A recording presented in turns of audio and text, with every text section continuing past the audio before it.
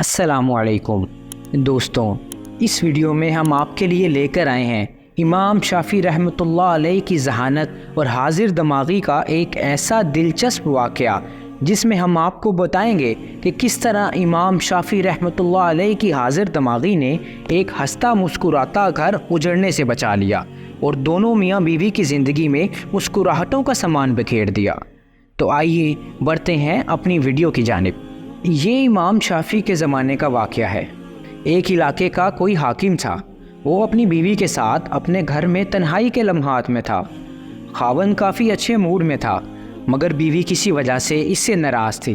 اب خاوند جتنا اس سے محبت و پیار کی باتیں کرتا، وہ بیوی اتنا اس سے چڑھتی اور اس سے بدتمیزی کرتی۔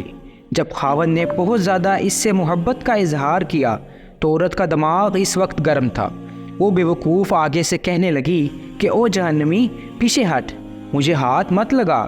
اب جب اس نے اپنے خاوند کو جہنمی کہا تو وہ غصے میں آ گیا۔ اس نے کہا کہ اچھا، اگر میں جہنمی تو پھر تجھے میری طرف سے طلاق۔ اب رات گزر گئی۔ صبح جب دونوں کا دماغ ٹھنڈا ہوا تو عورت کو بھی اپنی غلطی کا احساس ہوا کہ میں اپنے خاوند سے ناراض تھی، مگر مجھے یہ لفظ تو نہیں کہنا چاہیے تھا کہ جہنمی پڑے حد، میں نے تو غلطی کر لی۔ اب وہ اپنے خاوند سے پوچھنے لگی کہ جی کیا مجھے طلاق ہو گئی؟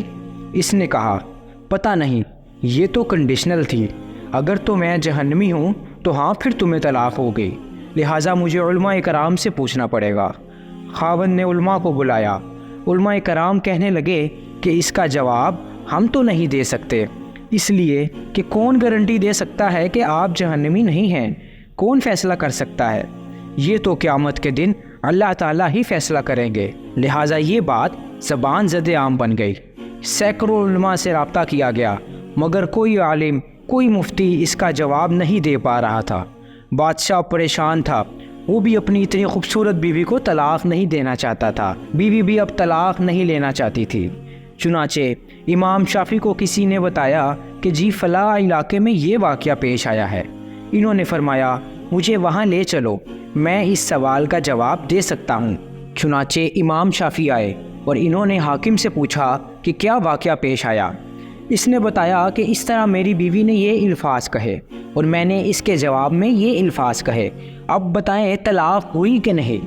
امام شافعی نے فرمایا کہ بادشاہ سلامت، اس کا جواب دینے کے لیے مجھے آپ سے تنہائی میں کچھ باتیں پوچھنی پڑے گی۔ اس نے کہا کہ جی بہت اچھا۔ چنانچہ امام شافعی نے اس سے کہا بادشاہ سلامت، مجھے زندگی کا کوئی ایسا واقعہ بتائیں کہ جس میں آپ گناہ کرنے کا موقع رکھتے ہوں، گناہ کرنا آپ کے لیے آسان ہو، مگر اللہ رب العزت کے ڈر کی وجہ سے آپ نے اپنے آپ کو بچایا ہو، کوئی واقعہ ایسا ہو تو سنائیں۔ بادشاہ سوچتا رہا، کہنے لگا کہ ایک دفعہ جلدی میں اپنے دفتر کے کام سے فارغ ہو کر اپنے بیڈ روم میں چلا گیا۔ جیسے ہی میں داخل ہوا، میں نے دیکھا کہ محل میں کام کرنے والی لڑکی میرے کمرے میں چیزوں کو سنوار رہی تھی، بستر کو ٹھیک کر رہی تھی۔ جب میری اس کے چہرے پر نظر پڑی تو لڑکی حسن و جمال میں بہت پیاری تھی۔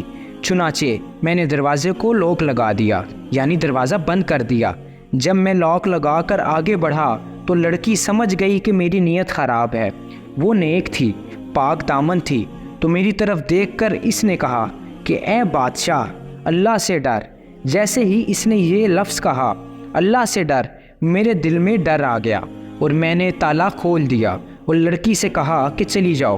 حالانکہ اگر میں چاہتا تو لڑکی سے اپنی خواہش پوری کر لیتا، مجھے کسی نے پوچھنا ہی نہیں تھا، مگر اس نیک بچی کے یہ الفاظ میرے دل پر بجلی بن کر گرے اور مجھے اللہ کا خوف آ گیا، اور میں نے گناہ کے اس موقع سے بچنے کے لیے اس لڑکی کو واپس بھیج دیا، اور یہ ایک ایسا گناہ ہے جو میں کر سکتا تھا، مگر اللہ کے خوف کی وجہ سے میں نے نہیں کیا۔